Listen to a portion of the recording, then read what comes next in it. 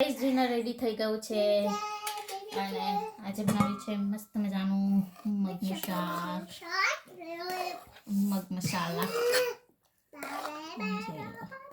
એકદમ delicious tasty છે અને બનાવ્યું છે.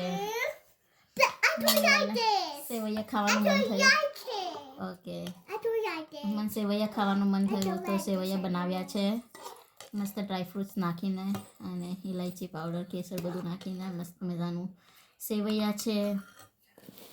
ભાખરીઓ બનાવી છે, ભાખરીઓ છે, પાપડી, અથાણા.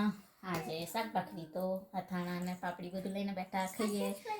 તો વિગુને હમણાં જ ખવડાવવાની છો ત્યારે અમે જોડે. Yes, say I love you. તો જમી લઈએ અત્યારે, મળીએ કાલે. Bye bye.